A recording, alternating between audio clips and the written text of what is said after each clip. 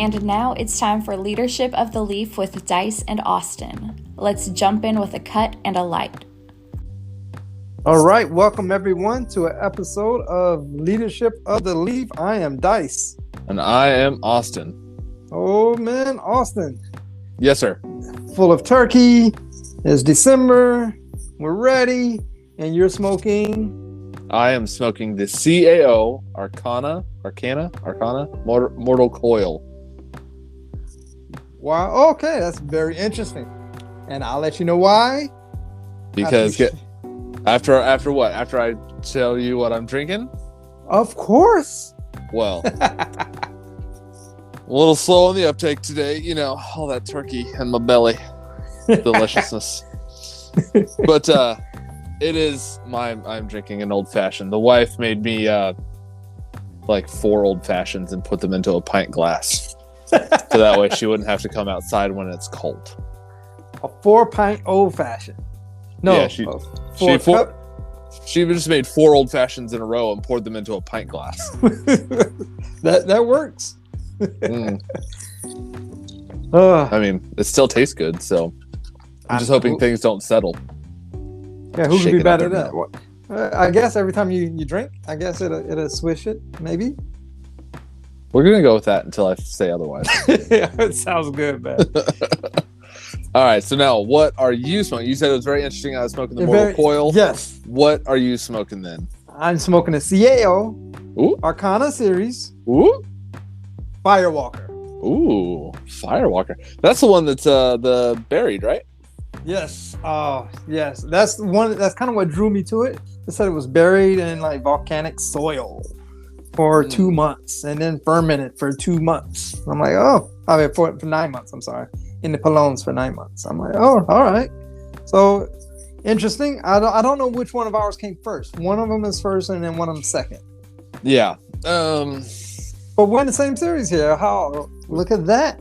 We are in the same series. It's very interesting because I'm interested to see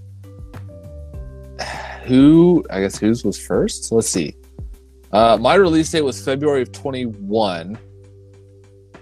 Do a quick Google search on yours and figure out when your release date is. So yeah, mine just came out like last year. Yeah, so I guess mine is the predecessor. Sure. Is that the right way to say that? Mine came out before yours. There you go. We can go with that. I like your band though.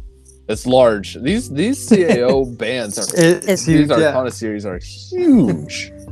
It's ridiculous. Sorry. So yours was released. Yours was released 1 Feb 2022. Oh, so mine's the new guy on the block. Yes, sir. All right. Had to figure that one out because I remember there was an Arcana that just got released and I was like, I wasn't sure which one it was, but all good. Right. Yeah. All right. So what are we talking about today? I want to know. You don't know what kind of Hennessy I'm drinking. Come on. No, you're right. Let me guess. Sidecar. It's a little chilly out. VSOP. It is a hot toddy made with Hennessy, sir. Hot toddy. Hot toddy. Hot water, lemons, cinnamon, honey. I heard those are good for sore throats. So they are good for sore throats, but they're also great for when it's a little chilly out. Sure. No, I'm down with that. It's cold. It's cold. All right. Our topics. Cigar topic. All right. When are you done enjoying your cigar? When are you done smoking?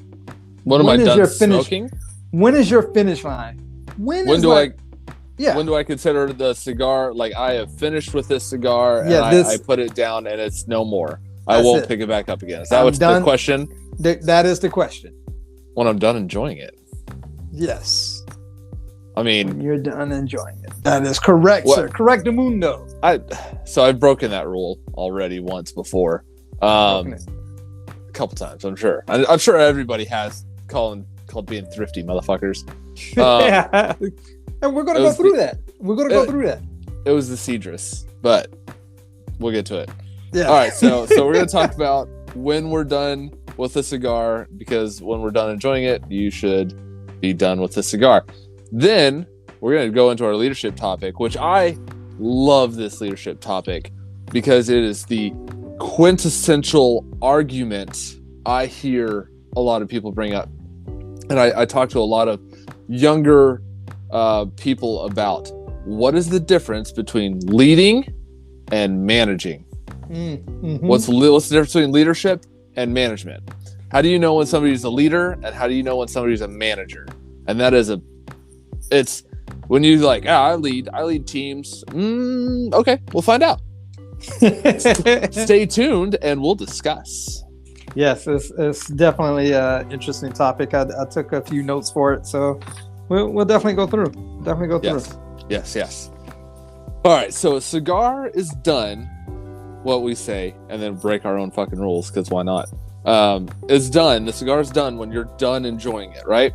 So, but I know everyone says there's something different, because when I got into cigar smoking, I had to learn, right? Everyone learns. Right, of course. So when are you done smoking? I would try to go, okay, what about the length of my thumb? And measured from the base, that last knuckle, the one that actually attaches to the palm, and measure that to where I cut all the way to the end, and that's when I'd finish up. I'd be like, yeah, that's about good enough. I'm done. As I grew in this, I heard a lot of different arguments. I heard, just stop smoking when it hits the band, because you don't want people to not know what cigar you're smoking. Why would you take the band off? Yes, and for some reason I just don't like that one. If you do smoke it to the band, sometimes you get the chit chat and whatever you're doing, you burn the band. I don't know. I've heard that before too. And well, okay, but let's take that argument real quick. Your band is placed in the middle of your cigar. Right. Wait a minute. We can go even further. What size was the band on that fucking cigar you just had? This one? So you gonna smoke it to what? This motherfucker is at least 2 inches long, 3 inches long. This right. I shit you. If you guys haven't looked at the Mortal Coil, look at it. The band, it looks phenomenal. I love the band. It is a wonderful looking band. Your Firewalker band looks phenomenal. The shit amazing. is fucking like 6 inches long. So I smoke it to. So I would have been. I'm done with my cigar already. I'm done. Yeah, I had 2 puffs. I'm good with it. Throw it away. The fuck? So, yeah. No. So I never subscribed to that one. I'm always that type of person that tries to get the band off earlier rather than later without trying to destroy my cigar. That's just me, because I will forget, because you get, like you said, you get to talking, you burn the band, then you get the fucking paper with the band. The only time I won't do that is like Leaf by Oscar, Amazon Brasilia, or I'm sorry, CAO Amazon Basin. Basin, yeah. Yeah, where it's made to smoke through the band. It's designed to add an extra layer to that cigar. That makes sense. Yes. So already I discount. I don't want to say discount. I feel like you're wasting money, and I don't have a whole lot of money to waste, because I buy a lot of cigars. You just wait, sir. Yeah. Just wait. There's another little whatever. Let your cigar burn out naturally once it reached 3 fingers width and length. And that's pretty much what you was describing with your thumb, so to speak. But 3 fingers is, yeah. Yeah, I mean, it is, but here's my concern, right? You get somebody with like chubby fingers. like fat fingers, right? Their three finger widths are going to be like half the cigar. Yeah. It don't make sense. Correct. Like I said, I used to do that. Now, what I tend to do is I tend to wait until my lips and my fingers are getting too hot. If it's a good cigar, nub it. I call it filling the fire. That's what I call it. Yeah. Try to nub it or whatever. If it's a really good cigar, I'll put the poker in, whatever. Oh yeah. But if I'm just like, oh, this is a good cigar, and I'm kind of done with it, I'll wait until I get down to like my 2 fingers, and I'm puffing on it like a different type of smoking, and trying to not burn my lips. Yeah. Same. But there's a bunch of different unwritten rules. Some aficionados should say that you should not smoke more than half of your cigar, which again I just believe is fucking wasteful. Because how many times have we gotten to the halfway point of a cigar, and then something changes, and the last like third of it you 100% correct, phenomenal, and you're like, oh, this last third is so good. It's got that mellow, it's sweet, it's whatever, and it's like, oh, it just completes the profile. Yeah, because that last third is going to be hotter as you smoke it because it doesn't have much to travel down on your tobacco tube there. So that one I just find completely wasteful. I just don't get that one. I don't know, maybe that's some Hollywood shit, but wasteful. If you've seen the notes, I put the word wasteful in there. I do see the notes, and it made me laugh. I was like, that's funny. Yeah, I agree. Are you into your first third yet? Before we get really into this, I'm close, but I'm not really fully in there yet. I can talk about it. No, you're good. It's up to you. Are you? You getting some good flavors? You want to share? I'm getting some good flavors. So okay, I definitely get this earthy, woodsy note. Like, I don't know. It reminds me of it's definitely not like a truffle, but like just like a damp bark or like a damp wood, like a pine or an oak or something. And then I get a little bit of pepper on the back end. It's really good. It's interesting you said that, because you said pine or whatever. What I'm getting is a muted like chocolate sweetness that's been toasted, but on the back end I'm also getting pepper. Okay. Now I don't know if the toasted part is playing in my head because I know of the volcanic soil, but it's definitely it's got a toasted flavor to it. Cedar. It's cedar. I took another puff. It's cedar. Okay. Yeah, it's cedar with a little bit of pepper, and then I'm gonna keep smoking on it because I think it's gonna surprise me. But I'm interested to see this one because this is it. I pushed it through and I retrohaled and I was like, yep, that's actually cedar. That earthy note was like wet, earthy kind of cedar type. That's what I was thinking of. All right. Actually, when I went to get this cigar, I was looking for that one. I mean, I don't blame you. It's this good cigar. I'll give you that. Who knows? I don't know yet. Yet. But that's okay, because I would love to try that one. Because that's what I thought this was. Because I saw CAO had a new Arcana series out, and I was like, and I didn't even look. I didn't do my research. Didn't even think. Didn't cross my mind. I'm busy doing a bunch of other things in my and family life and stuff. That's why I looked, saw something was on sale because it was like, hey, new thing, like on the website, and I was like, yep, that must be it. Boop, put it in a box, send it my way, and I got this, which is not bad. Don't get me wrong. I'm not upset about this. But it's not exactly what I was looking for. But that's okay. Got it. It's all good. Anyways, all right.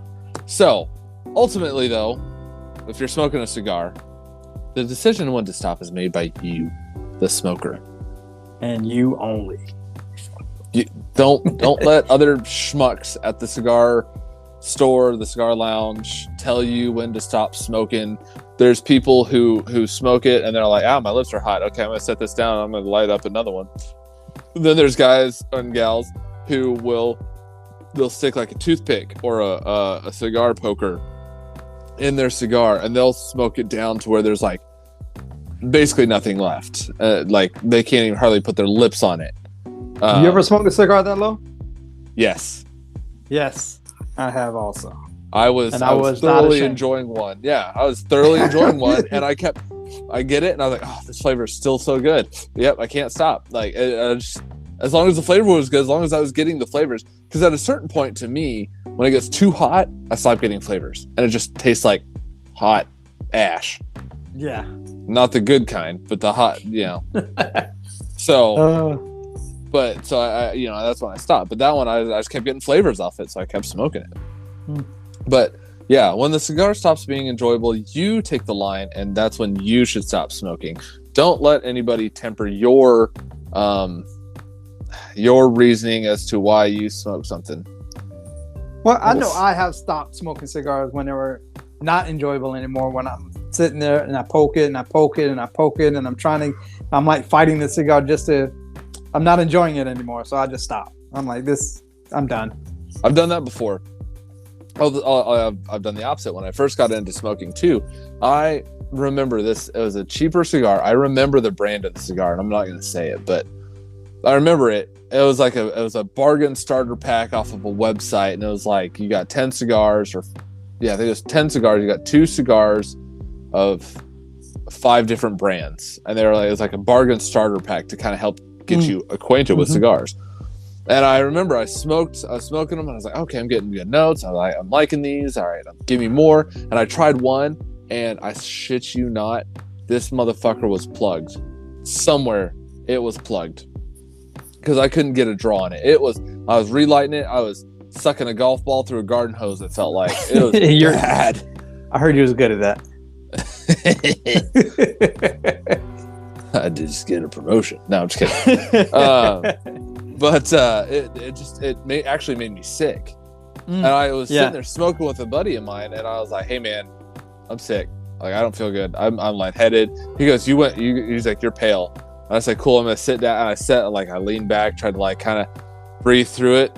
Nope, I ended up like blowing chunks, and I was like, I'll never do that again, ever, never, ever. So if I get a plugged cigar, I try to clear it out. I'll try all the different tricks of the trade that I know, and if I just can't get a good draw on it, then I feel like it's gonna make me sick, and to continue puffing on it, I'm done. I'm not enjoying the cigar. It's too much work for what I'm supposed to be getting. Yes, and you just covered like just about every single some reasons you may wish to stop smoking a cigar. Man, I'm so fucking good at this. It's just too small. Too small to hold.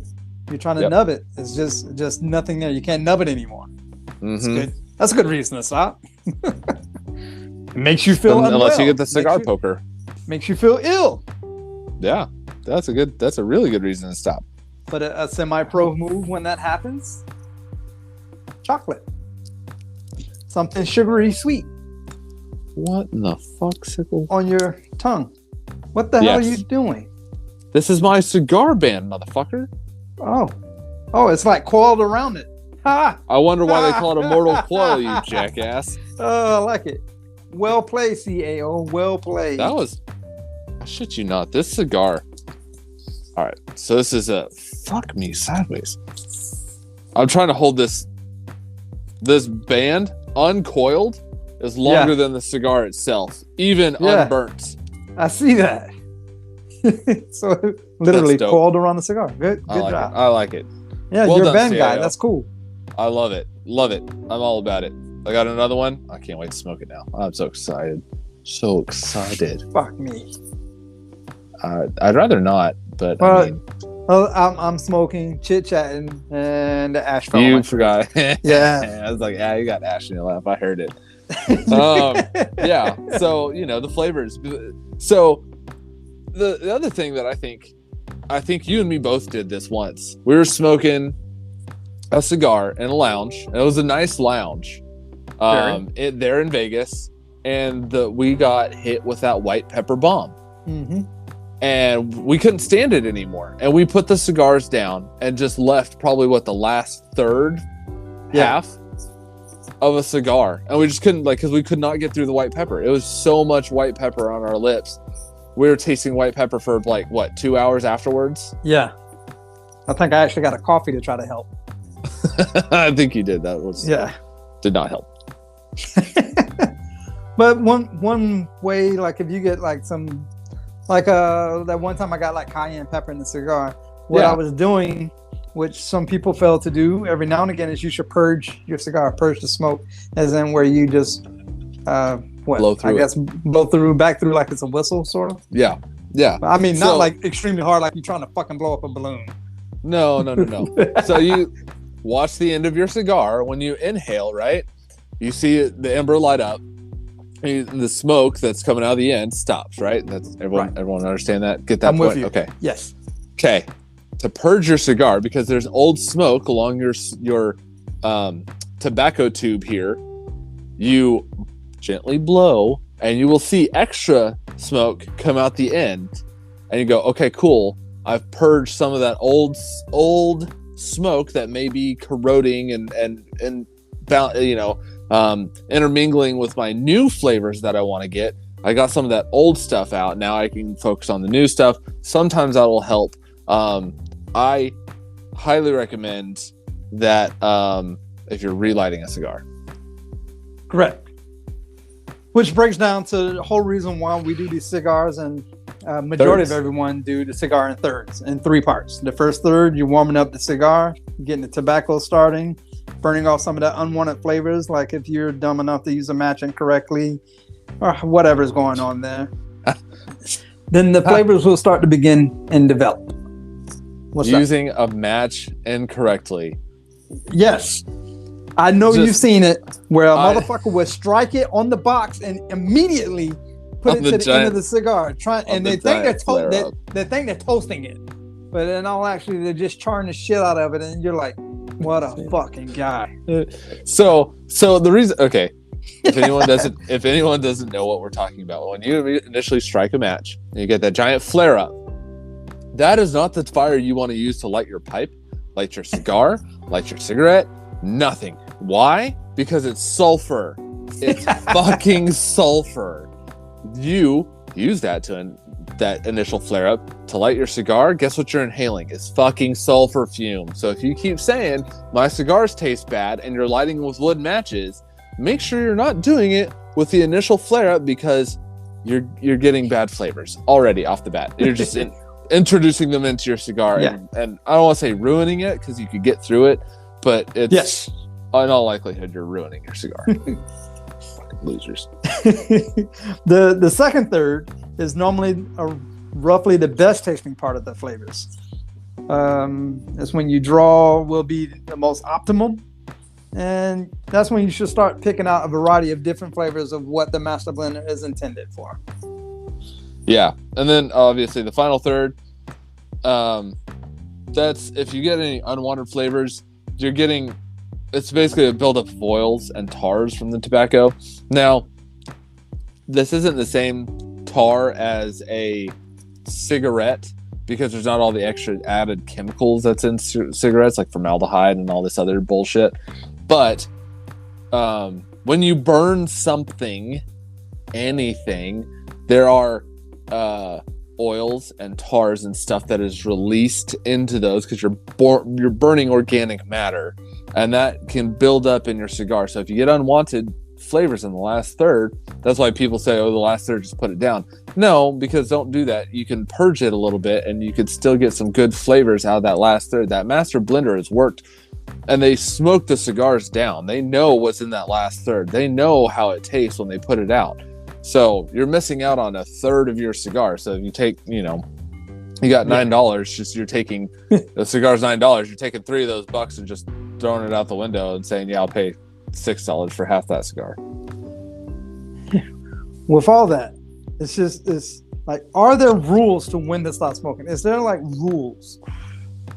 Nah, I would say more like guidelines, maybe. Yeah, maybe not rules. Now, some things I take into consideration, right? Like if I go to a hoity snorty, super duper, whatever, talking about pickleball and all kinds of other fucking Richie snobby shit, I'm gonna do as the Romans do. I get it. I'll also say, fuck them. We ball. True. I mean, it's got to be like if I'm smoking with, I don't know, Barkley and Obama and fucking Westbrook. Schwarzenegger. They're all like, oh yeah, I'm stopping here. This is where we're gonna stop it. Oh, all right, yeah, guys. I'm just saying. Will that happen? I mean, probably ever, never. Yeah, well, yeah, right. If I got a chance, let's say I got a dream come true, and I get to smoke with Winston Churchill, right? Right. Obviously, never gonna happen, right? Right. Motherfucker's dead. Oh, spoiler. Oh, spoiler alert. If he literally sat down and we were smoking, we're talking, and he takes his out after smoking halfway, looks at it and just puts it down, and then just looks at me, I'm gonna keep fucking smoking and talking to him. And then if he asks me what I'm doing, I'll be like, I'm still enjoying my cigar, sir. Like I would like, unless we have somewhere to be, or something else to do where I need to stop, I'm still enjoying my cigar. It's like, to me, I'm like, it's having a beer. You know, if so-and-so stops drinking a beer halfway through, okay, you do you, boo. I'm going to continue drinking my beer because I like it. Oh, I don't drink the last couple sips because it's all backwash. Why do you backwash into your beer? That's nasty. That's fucking gross. Right? Like, that's what I always say. People are like, I don't drink the last third of my beer. It's all backwash. And I'm like, why do you backwash into your beer? And I just drink my last little bit. I'm like, you're a fucking loser, man. Learn how to close your mouth. But if you're amongst friends, obviously smoke however you want. Yeah. I was just about, I mean, I've never been around someone that's like, I'm only smoking half, and I've never seen that. I've read it. I've heard like talk shows and stuff, but I've never seen it in real life, in person.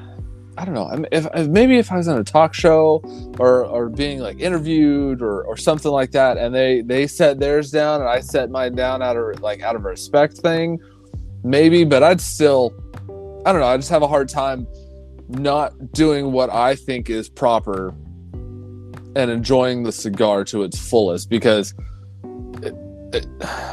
I mean, I guess if it was free, if Russell Westbrook bought me a cigar and said, we're only smoking half, all right, motherfucker, it's your cigar. I don't give a shit anymore. Like, you bought it for me, dude. Like, okay. But if we literally smoked half, then sat down and just continued to keep talking and we didn't get up and leave, I'd probably have a hard time not picking that motherfucker back up and like continue puffing on it. This is a perfect segue. Perfect segue. Sir, can you save a half-smoked cigar? Yes. Yes, you can. Actually, I actually just saw this come up on a cigar forum. All right. Somebody asked this exact question, and they actually, no, I don't say, can you save? They said, what's the longest you have saved? And there was a variety of answers. I was amazed by the variety, the opposite ends of the spectrum type answers. One person goes, if I set that motherfucker down for 5 minutes, I'm not picking it back up again. And wow. I was mind boggled by that one. I was like, I'm sorry, the fuck? Like, what if you have to go take a piss or you got to take a shit really quick? You're not picking that cigar up again? Like, seriously? All right, well, if that's what you want. Then other people were like, nah, I smoked them up to like a week later and it was dried and it was whatever, but it's still flavorful. It's still good.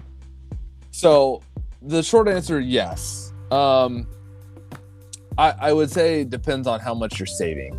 My first concern is, what are you doing with the half-smoked cigar? Because if you tell me that you're putting it back in your humidor, I'm gonna slap the shit out of you. Well, before we go to that part, my argument in the whole saving half your cigar, right? Mm-hmm. Because sometimes I buy a pricey cigar. So if I pay, let's say, $30 for a cigar, right, and I smoke maybe a third of it, I gotta go to the store with the wife or the kid, ballet practice or something, right? So I had to leave the cigar and let it burn out naturally. Now, my question is, would you take a $20 bill and just like, I'm not going to use this anymore and toss it in the trash? No. Well, that's what gets me. So you wouldn't toss a $20 bill away. So why would I not pick that $30 cigar back up?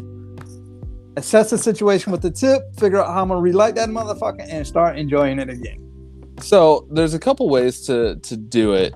But yeah, so first off, let's get into storing the half-smoked cigar, right? Let's just call it half, so everyone can understand where we're going. So, correct. Like I said in the beginning, if you stick it back in your humidor, I'm slapping the shit out you. How about your wife's purse? You know what? If she lets you, more power to you. You got her. She's a queen. I don't know what to say. Like more power to you. Let's just face it, that's not going to happen. Yeah. So you could buy a saver tube, right? Like a glass top, like screw cap type cork type tube. Sometimes I keep those, like if a cigar comes in a glass tube with a cork. I got a few. So I'll save them. I'll save them sometimes, just in case. Very rarely do I ever smoke a half-smoked cigar because I don't ever start lighting if I know that I have to go do something else. Correct. Unless I'm like, I know I have fucking time to do this. Or I've seen it where if you put it in like a freezer bag, like a freezer Ziploc bag, yes, where the fumes and everything aren't going to get anywhere, you can store it like that. Some people leave it just in their ashtray out in nature. I mean, if that's what you want to do, it's going to dry out. It's going to dry out, yeah. But more power to you. If you try to rehumidify it, it's not really going to work. I'll just be honest. It's not going to work. You could try to stick it in a Ziploc bag or like a Rubbermaid Tupperware type thing with a Bovita pack or something. It's going to be a little bit better, but not really a whole lot. I've seen 48 hours. I've seen 72 hours is usually about the max that I usually see on people when they ask the question, how long do you save a cigar for? People like the max I saw that one dude said a week. I was flabbergasted, but the most of the answers were like, a day or two, maybe 72 hours, 48 hours, whatever the case is. And that's fine. Like it a little bit longer than a day kind of is what it is. But what I will say is assess the tip, and you may have to chop some of that off. Yeah. Another thing about saving a half smoked cigar is if you once you stop smoking it and it sits in your ashtray for a day, or you try to keep it in the back, however you're doing it, just once that cigar cools down, know that everything about the cigar is going to become fragile. Yep. It's more prone for cracks. It's a bigger chance for it to unravel. And essentially, once something like that starts happening, you pretty much got garbage. Yeah, I mean, let's be honest. You lit dried leaves on fire, and you pulled the smoke through those dried leaves to heat them up, right? So it's going to dry out. All your humidification is fucking gone. All of it. It's gone. That's why it is what it is. That's why most people are like, I don't save half-smoked cigars. If I half-smoke a cigar and I gotta leave it, that just sucks. It is what it is. And I get that train of thought. But when that thing cools off, it's going to be more bitter than when like charred, bitter, like ash type flavor. That's why when you relight it, you puff through the cigar to try to get all that old smoke and all that bitter flavor out of there. Yeah. And then try to enjoy what's left. Sometimes you can get a little bit lucky, and yes, it is going to be fragile, but you still get some decent flavors out of it. Maybe like a few muted flavors because it's not as humidified, but you can still get a few flavors. But yeah, it is what it is. I've always said, if I relight a cigar, I look at the end, and if I can relight it, great. If I can't, I'm chopping off like right behind where the burn line is. Yeah. So I have basically a fresh cigar. I'm going to relight it, and then I'm going to puff through it a couple times to try to get that old smoke out of there, and then try to enjoy the rest of the cigar.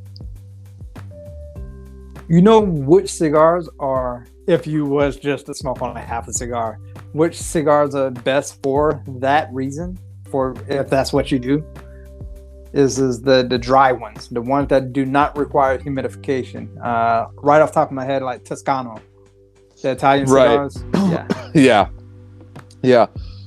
Those are usually better because they are already made to be dried out and smoked, versus a cigar from like Nicaragua, Dominican Republic, Cuban, Honduran, all of those. Just off the top of my head, American. Stuff like that, those are made to be humidified and then smoked in their entirety. They're not really made to like, let me put it down for half a day and come back. Now, if you put it down for an hour or two and you come back and you relight it and you puff through it and then you get back to it, it's not going to be as bad as if you leave it for a day. The length of time determines how much those flavors are going to change. Correct. Well, that was good, sir. Good. Yes. I'm always good. You need a second, third, or you want to hit it after the break? I think I'm going to have to hit it after the break. This one is it's a little bit of a longer one. It's I believe it's a 6 and 1/8 inches with so it's a 50 by 6 and 1/8, which is good. It's but it's a little bit longer one, so it hasn't quite got to my my second half. How's your burn line? I was looking at mine. Is it? Yeah. I think mine's a little, maybe because mine was volcanic ash. I don't know. Oh, I see. Yeah. It's not bad. And this is why I always tell people to buy two. It's not bad. I'll be honest. This ash is on the whiter side of ash. We've talked about previously. But it's been really flaky. Mine has too. Yeah. Like it's just kind of come off in different things, and I'm like, I don't know what's going on. So I bought two. So I'm hoping. Yeah. This is a very toothy cigar. That would explain a lot. So, I mean, we'll talk about that second half of flavors, second, third. Yes. All right. When we come back, we're going to talk about leadership versus management. Yeah, this is one of my favorite topics to talk about because I got a lot to say about it. Because most people who think they're leaders are actually managers, and if you're a manager who thinks they're a leader, I like to burst your bubble just because you need to know the truth. And if you think you're a leader and you're afraid you're a manager, good on you. Take a long, hard look in the mirror, and we'll talk about it when we come back. All right.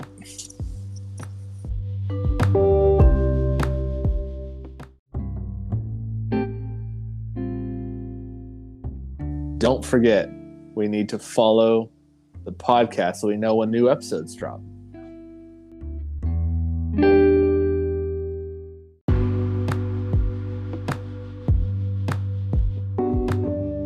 And welcome back to Leadership of the Leaf. Now, before we took the break, we were talking about, can you save a half-smoked cigar?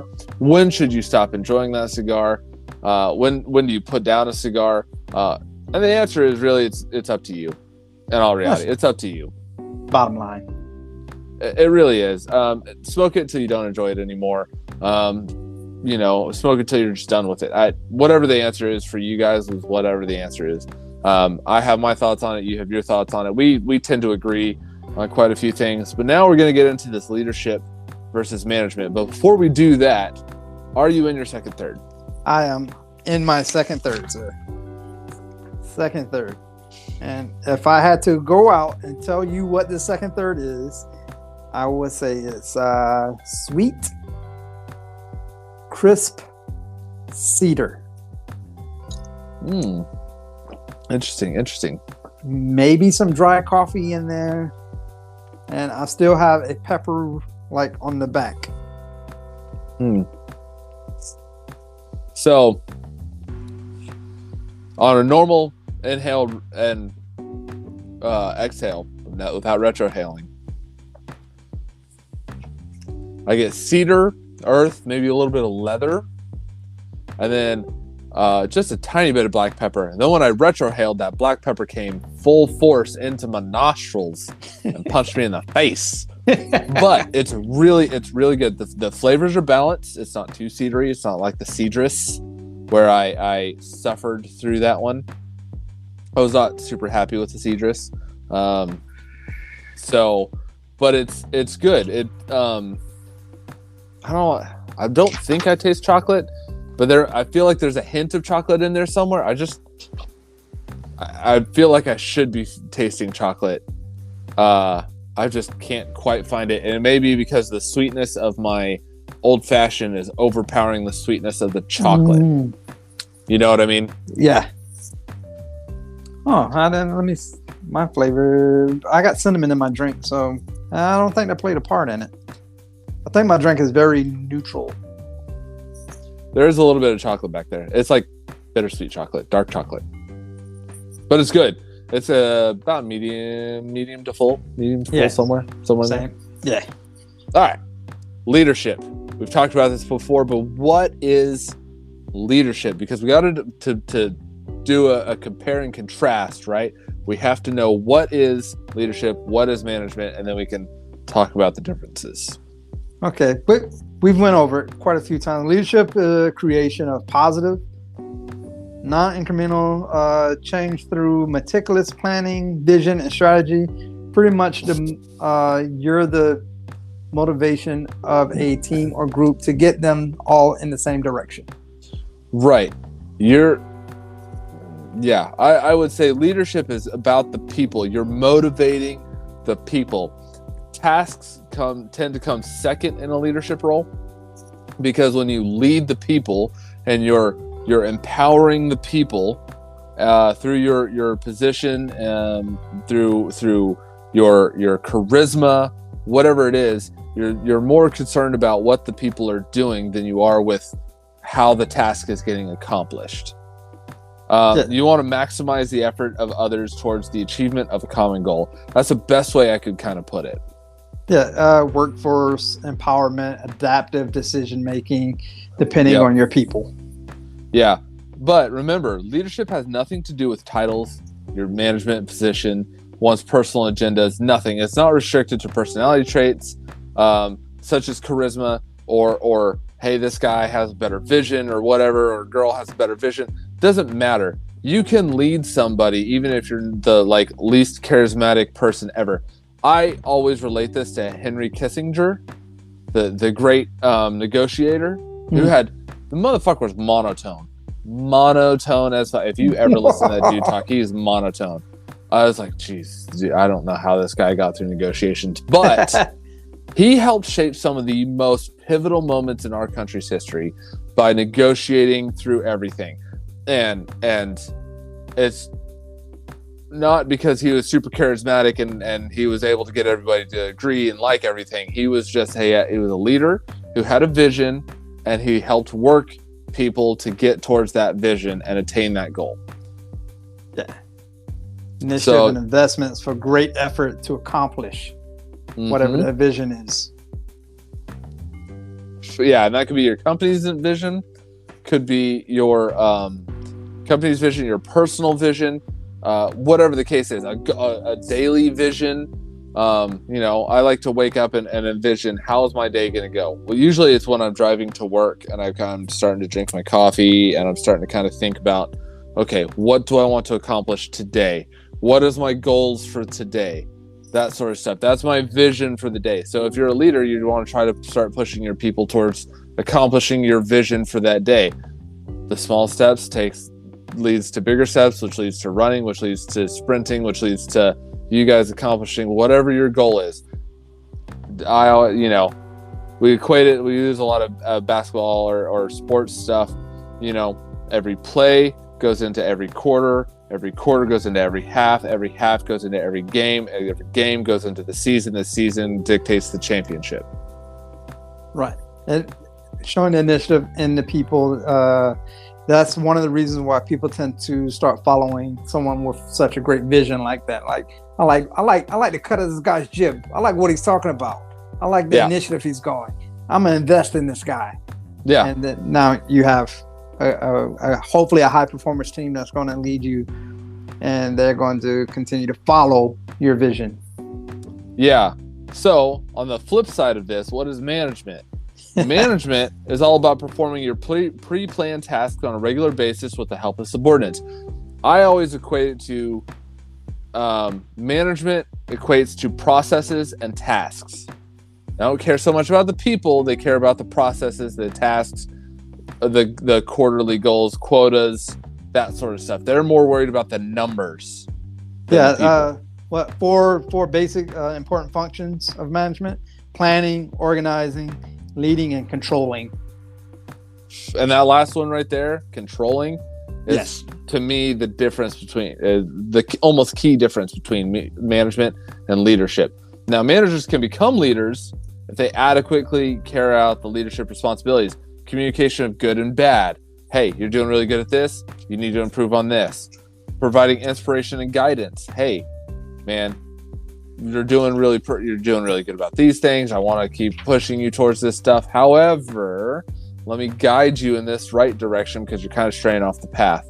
You got to encourage employees to rise to a higher level of productivity. And not all managers can achieve that. Some managers are just number people. I care more about the quotas. Did we sell enough widgets today to meet our quarterly goal? If I have a quarterly goal of 30 widgets, and there's 3 months in a quarter, that means I need to sell 10 widgets per month to make my goal. Did I sell 10 this month? No? Okay, now I need to sell extra the second month so I can make sure I make that goal. Correct. Whatever the case is. Managers' responsibilities are often outlined in their job description. Subordinates following because the professional title or classification, not because that person's a good leader and he's inspired them, but because you're the boss, you're the manager, and I'm going to do what you say. Yeah, so with the title comes authority and privilege to promote, hire, reward employees based on performance, behavior, whatever the case is. Just today, I had a meeting. There's a meeting with the big boss. It was an all employees meeting with the big boss, and they came out and gave this spiel and said, "Hey, at the end of it, I got set off a little bit. At the end of it, they said, "Thanks for listening to me. Not like you had a choice." And right there, I was like, I immediately don't want to listen to you anymore. I immediately don't want to follow you. I don't want to follow anything, but I have to because of your position and your title within the company. I have to listen to you, but I don't want to listen to you because you have no charisma. You have nothing you say adds value to my day. You're not inspiring me. You're not really guiding me. You're just telling me. You're talking at me instead of talking to me. Instantly took all the inspiration out of whatever they were saying. Yep. Completely. Deflated the whole room. Yep. All the good shit you said was immediately just offset by that one comment. One comment.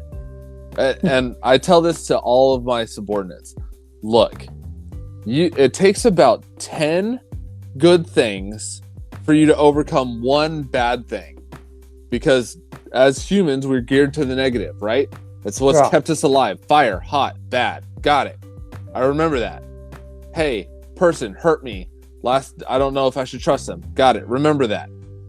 Takes about 10 good things to overcome that person hurt me last. I don't know if I should do this anymore. Right. Hey, that saber-toothed tiger kicked my ass. I don't know if I should go after them anymore. I want to go for this easier target of whatever. Yeah. That's how we survived as a human race, is we were geared towards the negative and remembering, ate that plant, Timmy died. When he ate that plant, Timmy died. I'm not even going to fucking eat that plant.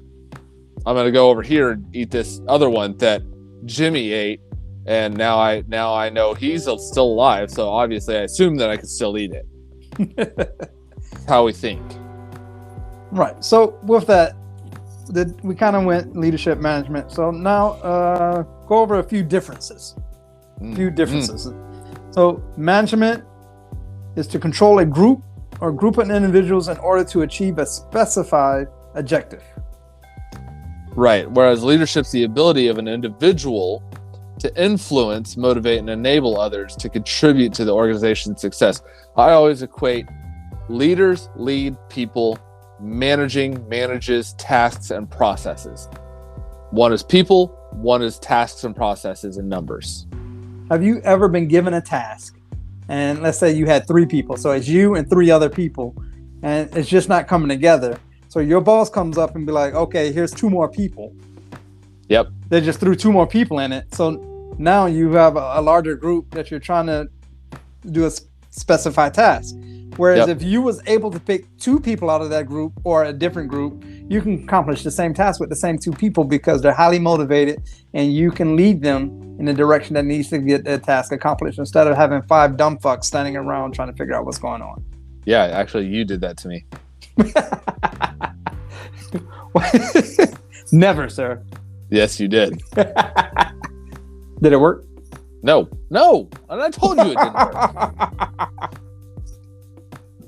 Because I didn't get to pick my team, right? I didn't get to build my highly motivated team. I didn't get to build my differences of opinions. I didn't get to build, hey, I want to make sure that this person has a different opinion than me. So that way I'm getting challenged and making sure that the best of us is coming out. Oh, I challenge I'm not saying you, motherfucker. Like you were, bitch. But I didn't get to do that. I didn't get to build my team. I literally got these 2 people, and then they could not accomplish the amount of required work to be at the level for the plan that was put in place.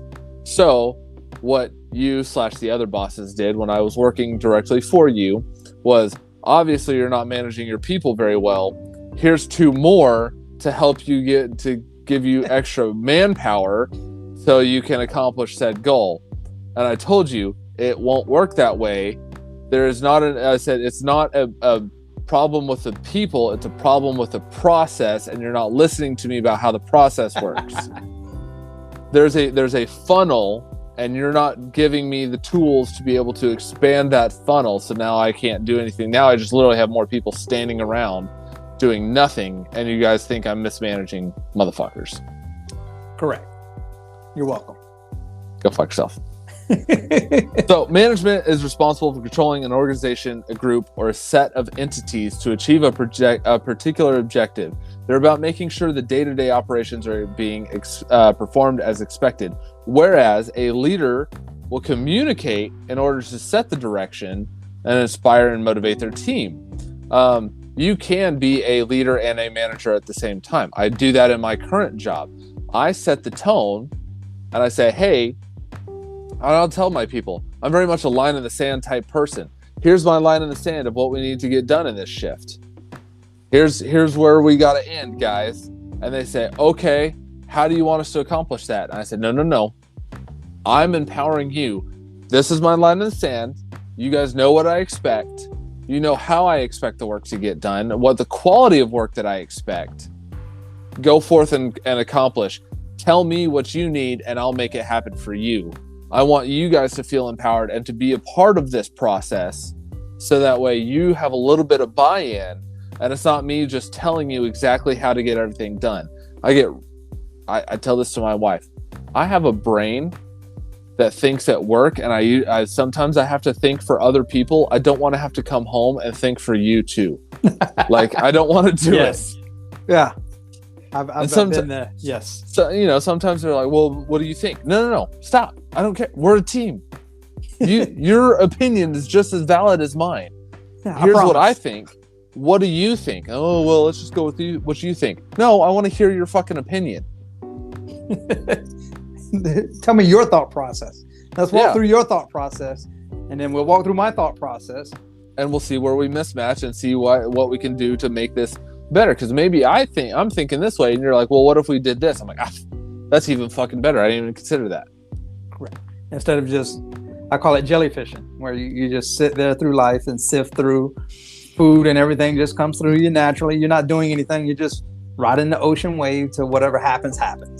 Yeah. Nope. Don't want to do that. Don't want to do it. But I will say, keep in mind, just because someone's not a great leader does not mean that they'll be a great manager, or just because someone's not a great manager does not mean that they'll be a great leader. Some people just suck. Yeah. I'm trying to think of an example of that. I want to use Elon because it's not really good because he has a great vision. He does. Like that, right? But he will spend all his money focused on that vision. Like there's been times where Tesla was on the verge of, what the fuck we're gonna do now? And then something clicks, and all of a sudden now he's got millions and billions backing it again. But SpaceX actually did that. Yeah, it's SpaceX. I'm sorry, not Tesla. It's SpaceX. So at some point in time, it's like, hey, boss, hey, you're mismanaging all your product. You're mismanaging all the funds, the money, and everything. I don't know if we can continue in 2 months. Bye. He's like, copy. Let's keep pushing forward. Because Did you just not hear me? We don't have enough materials to keep going. Keep going. Make it work. Oh, okay. I have the vision. You accomplish the vision. So, in my opinion, by all means, he's still a great guy. But I say he mismanaged that process.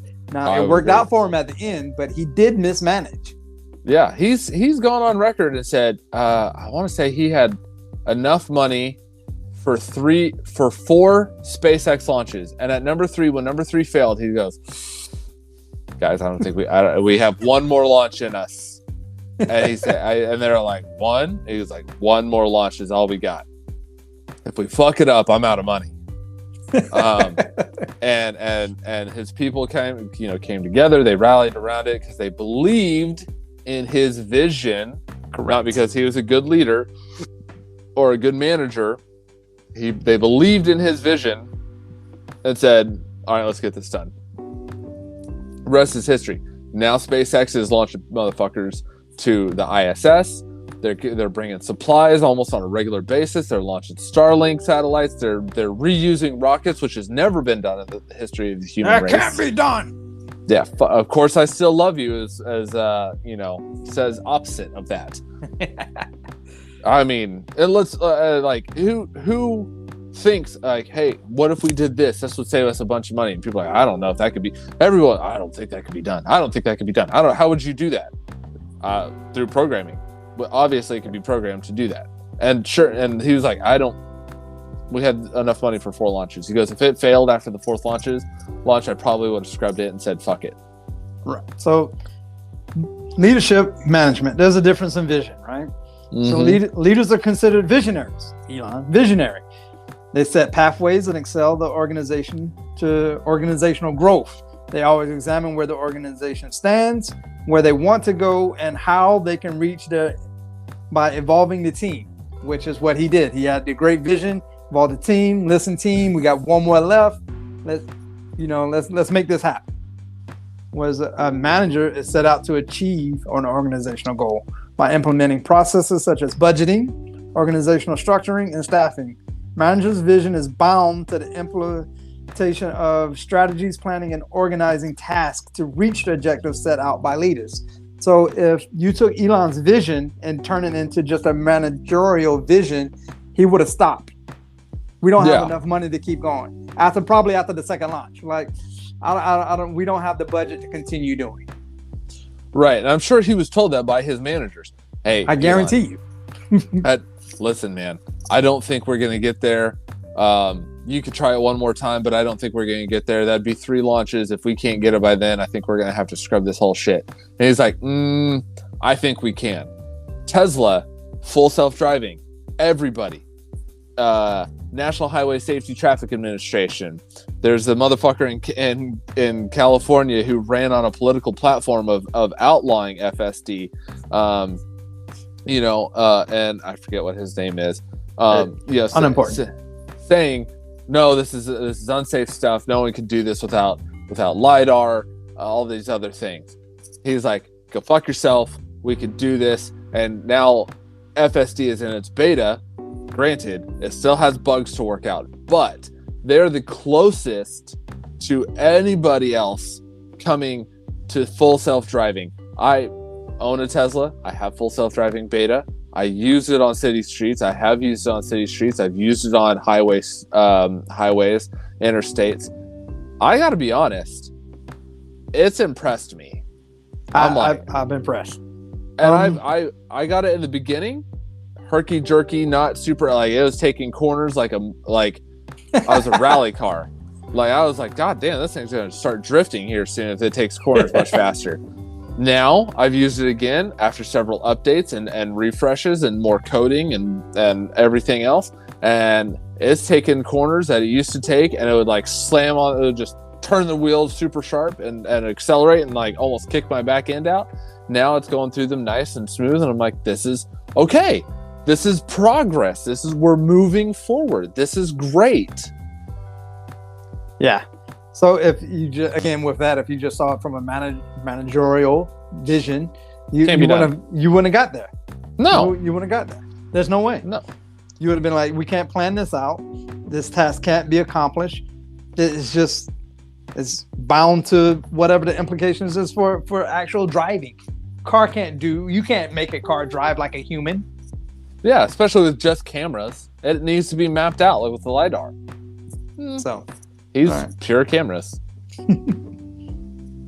So there's also a difference between organizing and aligning, right? So managers will tend to achieve their goals by using coordinated activities, tactical processes. They break down the long-time goal that the leader sets out, CEO, the leader that has a vision for the company, right? And they break down those long-time goals and into tiny segments and organize the available resources to reach the desired outcome.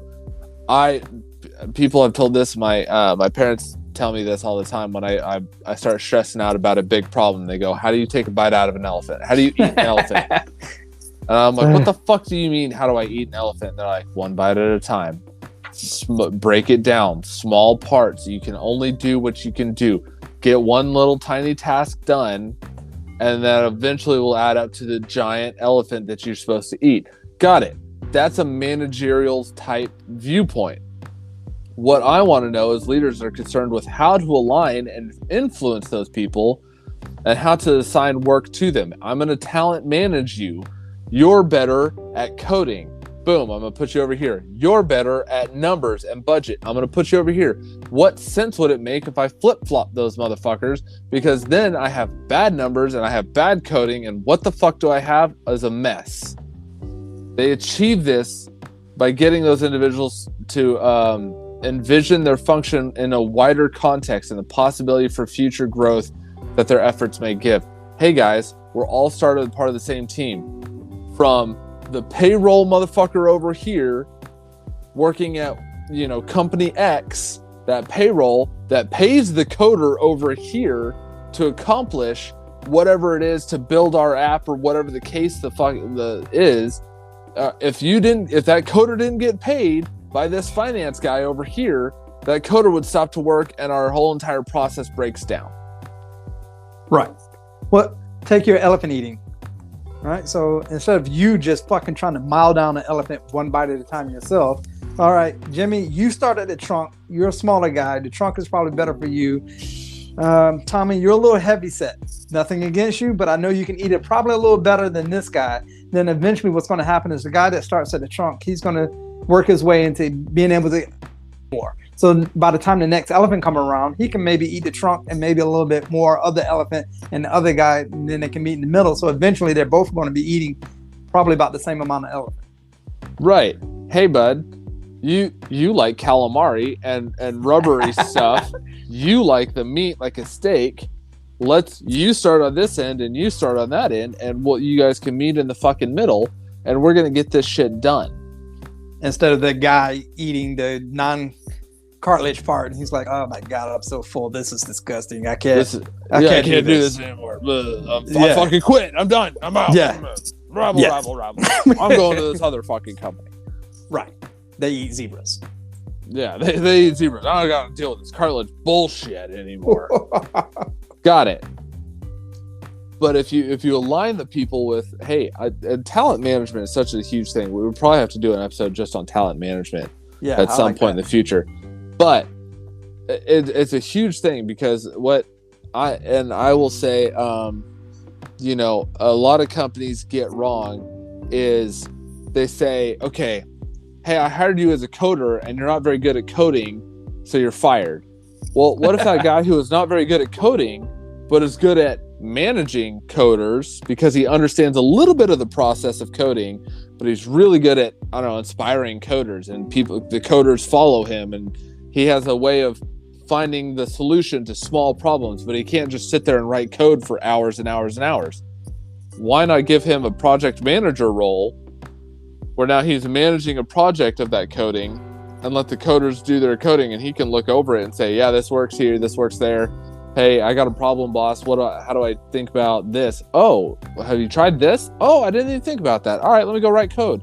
He could try to write the code, but it's going to take him twice as long as the actual coder.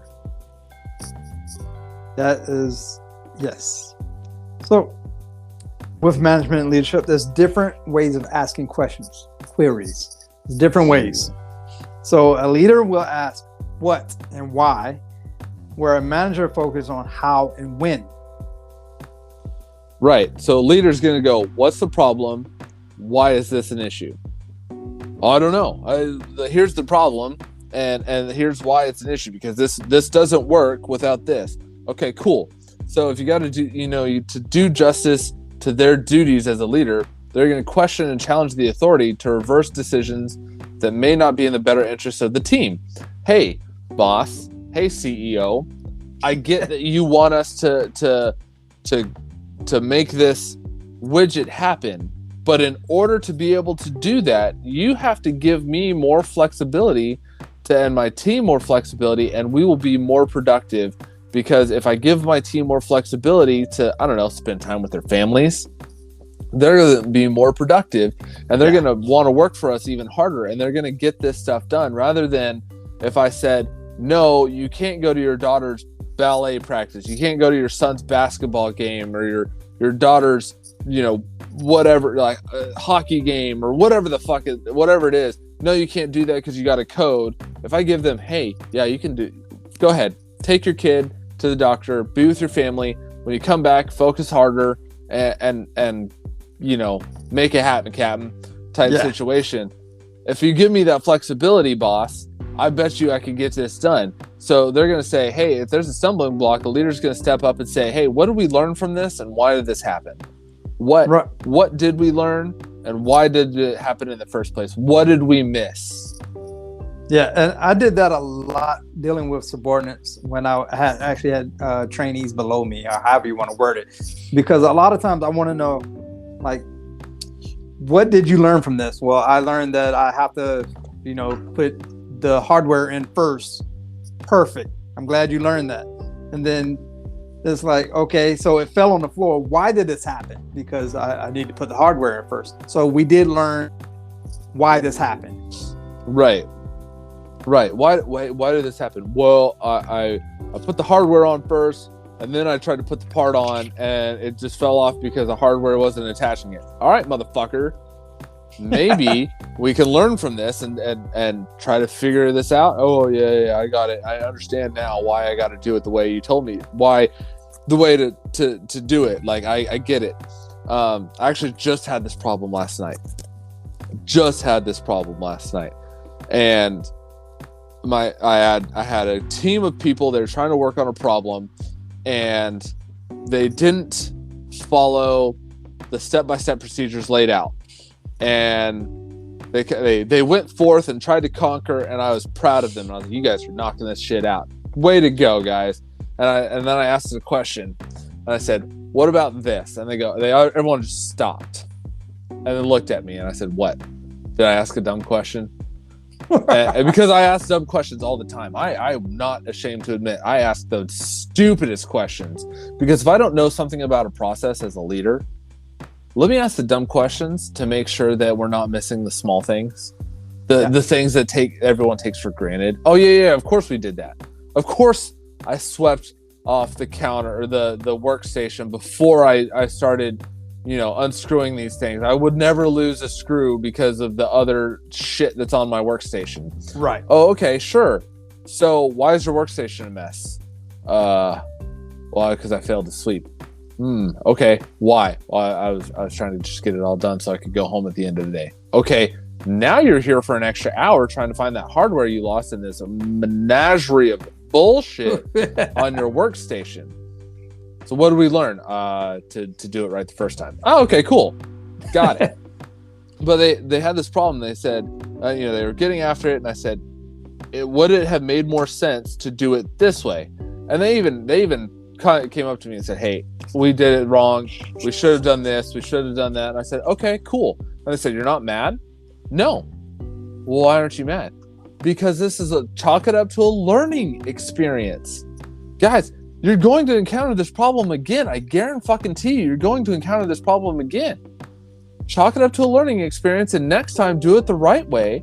And now you've learned it. Now you teach the other people around you as to why this is important that you do it this way. And then those people are going to teach the next generation. The next generation is going to keep going and keep going and keep going. And it's going to inundate and make everything good. Now, the caveat to that is don't make an arbitrary fucking rule just to make an arbitrary rule. And then people go, well, that's the way we've always done it. That doesn't work. I hate that. That doesn't work. Yeah. Managers are required to assess and analyze failures. Their job description emphasizes asking how and when, which assists them in ensuring that plans are carried out correctly. They prefer to accept the stat quo and make no attempt to change it. Right. Don't fix what's not broken. When I read that, when I was doing my notes or whatever, I thought about the wife putting together a bookshelf. Okay. She always puts one piece upside down for some reason. Like everything is wood. This one piece is laminate. Like, she was okay with that. Like, why? My leadership in me was like, why? But her stat quo, I accomplished the task. The shelf was built. It holds books. Everything works. Let's move on to the next one. And the next one, maybe I won't put it on backwards. I don't know. But I have the shelf. Everything works like planned. The plan was to have the shelf built. It's built. Let's move on. See that just bugs the ever hell out of me. No. What? No. Yeah. The shelf is built. My description of the shelf was there. I made it. My plans came to fruition. I have a shelf that holds books. I'm moving on. Stat quo is good. There's no attempt to change it. Why change it? It works. Well, yes, but it's wrong. But it works. So we'll just move on. Next time you build it. Right. See, and that's how I get out of loading the dishwasher. Washing clothes for me. Yeah. I mean, like, hey, I loaded the dishwasher. The dishes are clean.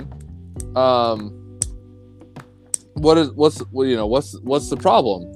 And my wife, likes to explain to me of how I'm wrong and how the dishes don't get as clean as she would like, or whatever the case is. Washing laundry. Well, if you didn't separate the darks and the lights, and now everything's fucking pink and blah blah blah. Well, okay. Why don't you just do it next time then? That's very much a managerial type mindset. Whereas, hey, my white towels are now pink. Why the fuck are they pink? That doesn't make sense. They were never pink before. But the clothes are clean. So I accomplished the process, right? Clothes are clean. Shit's pink. Why is it pink? Oh, I see now. I put a brand new red shirt in with the white towels, like a moron. Oops. So that's how. I got how. Okay. How did I miss that? Oh, I didn't separate the laundry beforehand. I just dumped it all in the washer and threw the soap in and fucking called it a day and said, start. Right. And that's the why. Two completely different outlooks on the same process. That's pretty good. That's good. Good job, sir. I'm here for you, bud. So the next thing would be position versus quality. So a manager's is frequently refers to a specific job within an organization structure. Manager is a job title that comes with a fixed set of responsibility. You are in charge of managing this team to ensure that they produce X number of widgets per day. Got it. I know what my quota is. I know how to do this. Team knows what the expectation is. Go forth and conquer. Leader is more ambiguous. They're going to emerge as a result of the actions. So you're a leader if you act in the way that inspires others to do their best, and it makes no difference what your title and position is. I can have a manager that says, hey, manager, you're in charge of this team. You have to produce X number of widgets per day. Got it, boss. X number of widgets per day. We'll make it happen. There could be a leader on that team, same position as the other people, that says, hey guys, if we do things this way, we can produce more widgets per day and it's less work on us. And they go, oh shit, we didn't even think about it like that. Let's do it that way. And I said, okay, cool. Let's go forth and conquer. Manager has no input on that. But that person on the team took a leadership type position and said, I can improve this process. If we do it this way, I can improve this process. And we don't have to change anything. And we actually produce more and less work for us. There's a perfect, and I know you heard it before, and I'm pretty sure our listeners heard it before. Perfect way you can tell the difference between a leader and a manager with that scenario. A manager is going to be the one that's saying, that's not my job. Yeah. Yep. Nope, not my job. Somebody else has to do that. It's not my job. I'm not sweeping the floor. It's not my job. Leader says, what can I do to help? Oh, you guys need the floor swept? I'll sweep the floor while you guys finish up whatever. It's not necessarily here with the team. Let's make this happen. Yeah. And that's one of those things where, hey, I don't have to input our quotas into the computer system. That's not technically my job, but I'm here to make your lives better. So if it helps, if I input shit into a computer system, well, yeah, I'll go ahead and put my shit into a computer system. Manager's going to go, I want you to produce this many widgets per day and input it into the computer system. I don't give a shit how it gets done. Fucking do it. And then they walk off. If we have to work overtime to do it, then you guys are going to work overtime to do it. Yeah. Wait, what? and then you get into quiet quitting. And that's a whole other topic. Yes. I actually looked that up when you mentioned it at one time. That's very interesting. Maybe we'll do a sidebar or something on that. I'd love to do a sidebar on quiet quitting. There's a lot of things I can say about that. But what exactly do managers do? So manager has a responsibility of carrying out the four important functions, right? Planning, organizing, leading, and controlling. Question is, are managers leaders? Not always. Yeah. Not always. Most managers tend to be leaders if they also adequately carry out the leadership responsibilities, which include management, communication, motivation, and providing inspiration, guidance, and encouraging their employees to rise to a higher level of productivity. You can have a manager that says, hey guys, we got to produce this many widgets per day. I'm part of the team as well. What can I do to make this better? What are your inputs? How do I make this better? How do I make better living conditions for you guys? How do I make work-life balance conditions for you guys? Correct.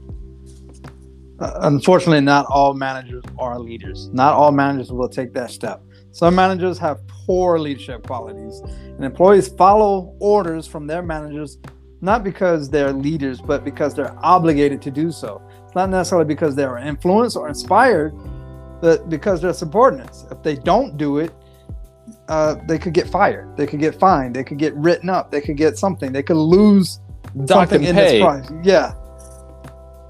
Time. They can lose a lot of different things with that. So, I mean, just because someone has a professional title and designation of saying that they're king of whatever, right? The manager of the managers. I'm the leader of the team.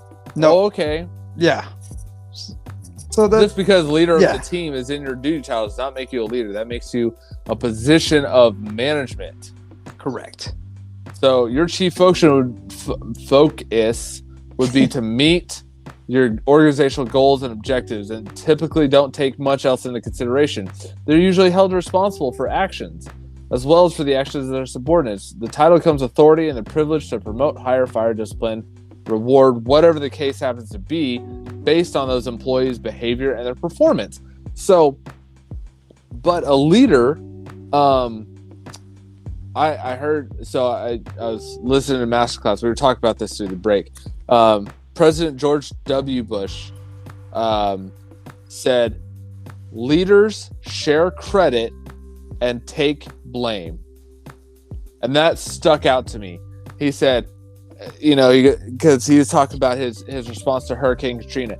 He tried to share credit with the guy directing Hurricane Katrina's FEMA response. Ultimately, that ended up backfiring because FEMA was fucking up. And so he was like, yep, that's on me. 100% on me. I made that decision. Nobody else did. 100% on me. Got it. my bad. I remember that. He tried to share credit and say, hey, this guy's been working his ass off. He's been here day and night. He's working his tail off. Everything's been great. Couldn't ask for a better leader, blah, blah, blah, blah. Turns out, motherfucker wasn't doing what he was supposed to do, and they were late to the party, and FEMA response, as we know from Katrina, was terrible. And then George W. Bush was like, got it, that's my bad, 100% on me. Nobody else had a hand in it. It was all me. Leader took blame, but tried to share the credit. That is like the primary difference between management and leadership. Leaders don't necessarily hold or occupy that management position, because for that FEMA situation, he didn't occupy the lead role in that FEMA fiasco. Right. But he was above that guy. So he didn't occupy that management position, but as a leader, he went ahead and took exactly what you said. He tried to share the greatness, but he took all the blame. Yeah. And that's exactly what he should. Leader doesn't have to be an authority figure in the organization. It sounds cliche. Leaders can be anyone. Got it, motherfucker. But they can. They can't. They could be the lowest person on that totem pole, but they understand the process in such a way they inspire the others to get things done in such a way that everybody succeeds, and including the managers. And sometimes that's not a good thing, because what will tend to happen is managers, in my personal opinion, will take credit and share blame. Yes, that's what managers. I've seen. They will take the credit of the team. Couldn't be. They could have sat there and argued with a quote unquote leader of the team who said, "Hey, we're gonna do it this, because it's gonna work out." And he's like, "No, that's fucking stupid. You're gonna do it by the book, and the book says to do X, Y, Z." And the leader says, "Yeah, but if we did Z, A, Q, B, we'd get a lot better." And he's like, "Nah, that's fucking stupid." Leader does it anyways. It works out. Manager's gonna go, "That was all me. That was my idea from the get-go. I told him to do Z, A, Q, B. Got it." Correct. Because a leader personally invests in the task and projects and demonstrates a level of passion for the work. Now, I don't know, I'm not trying to toot my own horn. Yeah, by all means, people please. But there was a point in time where we worked together, and there was a group that they made their own little bumper sticker that says, "What would Dice do?" Yeah. And that was their focus. Like, he doesn't lose his cool. He doesn't do this. He focuses on the people to make things happen. What would Dice do in this situation? And when I saw that, I was like, oh, guys, you're actually paying attention. Oh, I'm inspiring others. So I was like, that's cool. I like that. Thanks, guys. Yeah. It's funny because I'm training a new person to take my spot. I'm moving on in my position. I'm moving to a different position. And so I'm training my replacement. And when I'm training the replacement, I didn't get to choose my replacement. The replacement was chosen for me. But I'm training the replacement, and he said something the other day, and I talked to my subordinates, and what they said kind of was like, I was like, proud dad moment. But he goes, I don't really have to worry about things when I have these two individuals doing, managing the people for me. And I said, that's because I've set them up in such a way that they are empowered to do things the way they see fit. And I talked to them and I said, hey guys, I just want you guys to know you guys got some kudos from the new person, the new leader on shift, the new manager on shift. And this is what he said. And they came back and they said, the only reason we feel comfortable doing that is because you've empowered us in such a way. We feel comfortable taking those risks because we know you have our back, and won't, as long as we are thinking through this and it's not a dumb decision, you will have our back 6 ways from Sunday. We have no issues doing it. But when you leave, we're concerned that when you leave, that the new guy's not going to have our back. I said, well, this is what he said. And he goes, then they said, that gives us great confidence that when you leave, we're still going to have a good leader. And it made me happy because they said, because you empowered us to make these decisions. And so in turn, we empowered those below us to make those decisions, and they in turn empower others, and so on and so forth. And I said, I'm so happy to hear you guys say that, because that makes me happy, because as a leader, as a self-conscious leader is what I kind of describe. Because I look in the mirror and I go, did I do a good job today? Did I set the right path and the right tone for my people? If I didn't, then that's on me. I fucked up. If I didn't set the right tone for my people, I fucked up. But when they said, no, it's because of you that we're able to do this stuff, I knew that I was on the right track. Well, leaders take great deal of interest in the success of their followers, enabling them to reach their goals to satisfaction. They're not necessarily organizational goals, but they're goals. Now, as being in that quasi leader manager role, of course, you're going to set the vision for the organizational goals, because the type of position that we're in. But with that, you're still not necessarily organizational goals for their mindset, for their success, but as being in that leadership position, that's exactly what you described is exactly one of the things leaders do. Yeah, and that, to me, when those guys said it, I was like, oh, I'm doing good.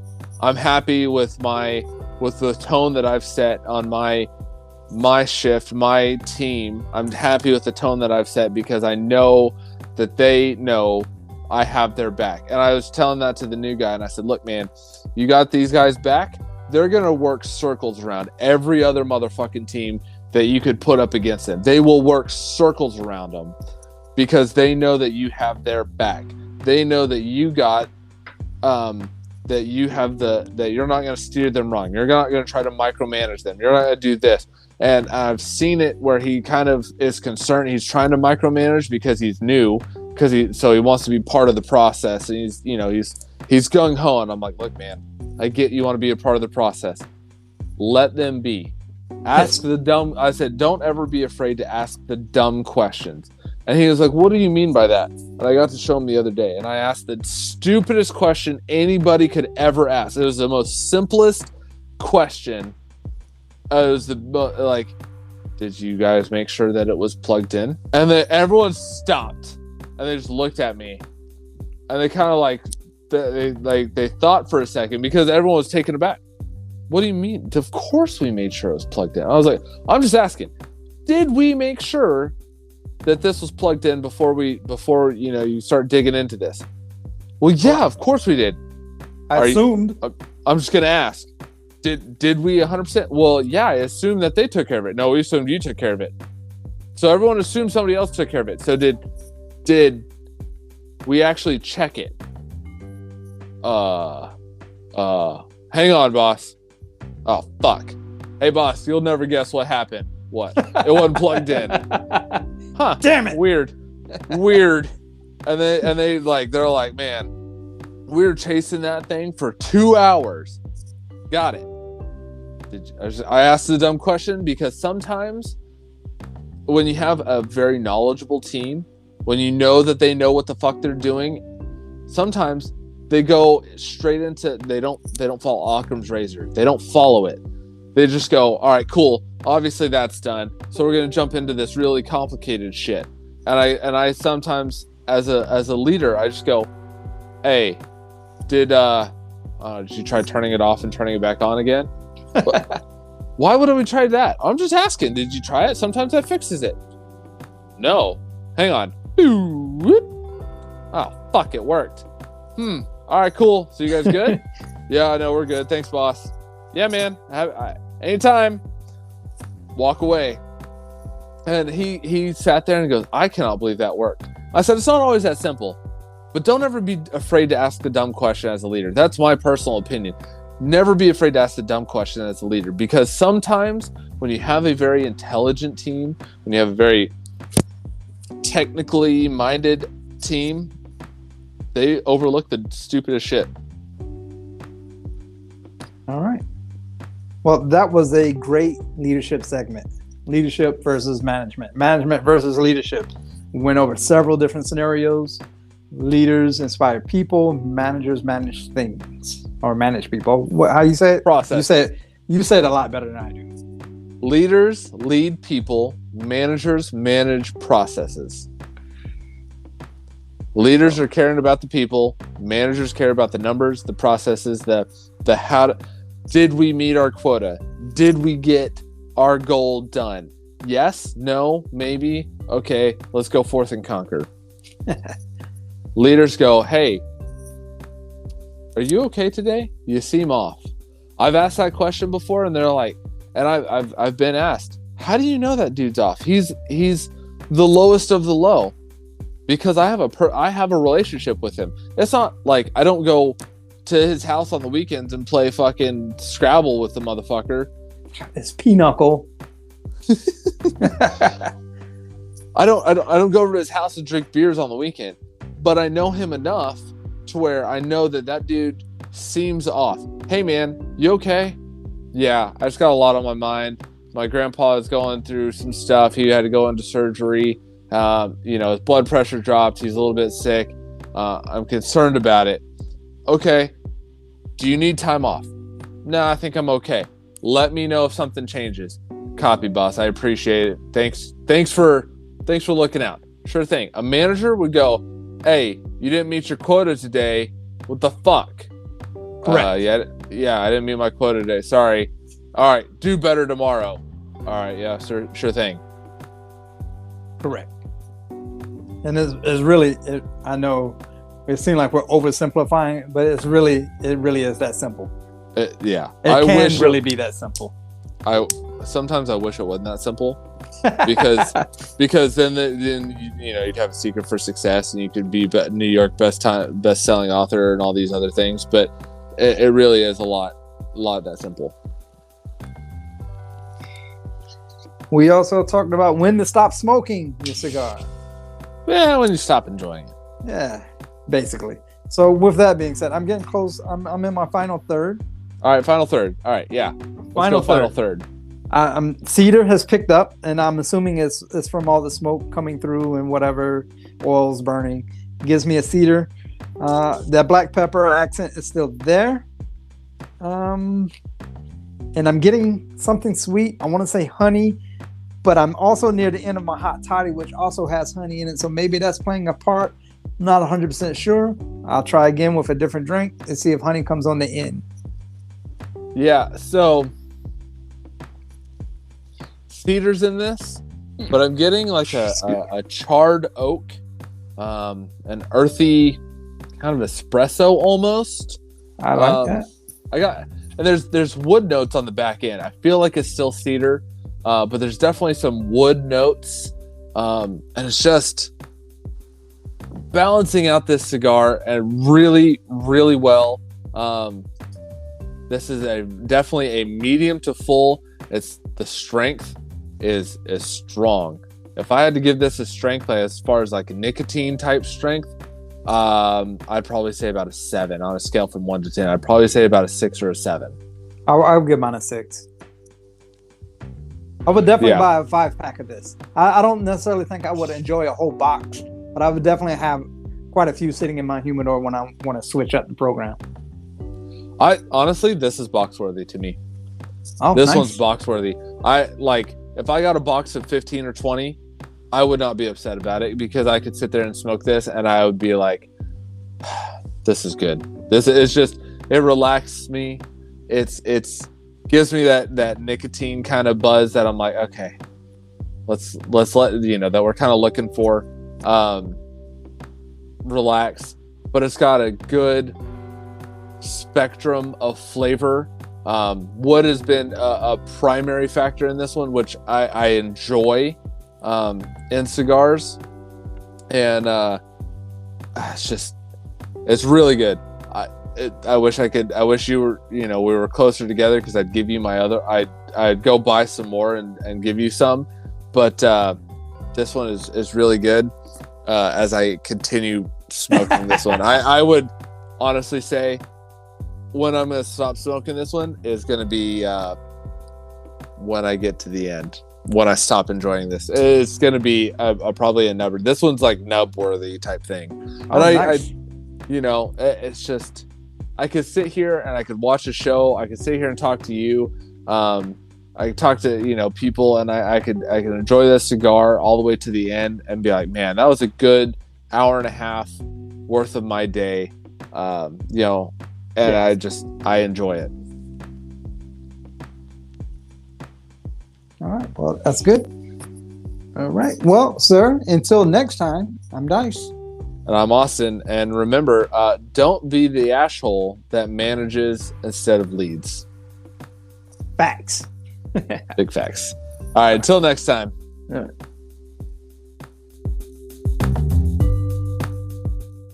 Thank you for listening to Leadership of the Leaf. The comments and opinions expressed by the host and guests does not reflect the opinions of those that broadcast this show, nor does it reflect any of our affiliates.